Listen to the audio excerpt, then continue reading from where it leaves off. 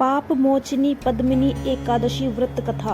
अधिक मास पुरुषोत्तम मास में आने वाली विशेष एकादशी को पद्मिनी एकादशी कहा जाता है। यह व्रत भगवान विष्णु को समर्पित माना जाता है और इसे अत्यंत पुण्यदायी बताया गया है। इस व्रत की कथा क्या है, सुनिए। प्राचीन समय में त्रेता युग में एक महान और पराक्रमी राजा रहते थे, जिनका नाम कृतवीर्य था। उनकी रानी का नाम पद्मिनी था।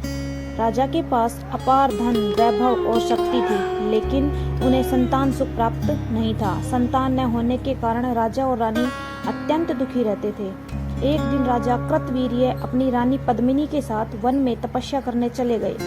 उन्होंने कई वर्षों तक कठोर तप किया, फिर भी कोई फल प्राप्त नहीं हुआ। रानी पद्मिनी ने एक दिन महान पतिव्रता साध्वी अनसुया माता के दर्शन किए और उनसे संतान प्राप्ति का उपाय पूछा। तब माता अनसुया ने कहा, हे देवी, अधिक मास के शुक्ल पक्ष की पद्मिनी एकादशी का विधि पूर्वक व्रत करो। भगवान विष्णु की श्रद्धा से पूजा करो, इससे तुम्हारी मनोकामना अवश्य पूर्ण होगी। रानी पद्मिनी ने अत्यंत श्रद्धा और नियम पूर्वक पद्मिनी एकादशी को व्रत किया।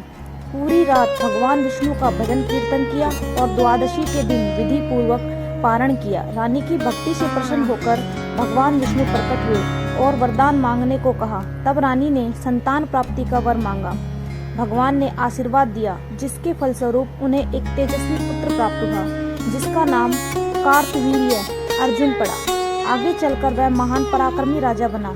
इस प्रकार पद्मिनी एकादशी का व्रत करने से संतान सुख, पापों का नाश और सभी मनोकामनाओं की पूर्ति होती है।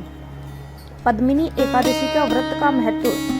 भगवान विष्णु की विशेष कृपा प्राप्त होती है, पापों का नाश होता है, संतान सुख और समृद्धि मिलती है, जीवन में सुख शांति आती है, मोक्ष की प्राप्ति का मार्ग प्रशस्त होता है। इस व्रत को करने की विधि क्या है? प्रातः स्नान करके स्वच्छ वस्त्र धारण करें, भगवान विष्णु का पूजन करें, फलाहार या निर्जल व्रत रखें, ओम नमो भगवते वासुदेवाय मंत्र का जाप करें, रात्रि जागरण और भजन कीर्तन करें, द्वादशी तिथि में पारण करें। जय हो माता एकादशी की।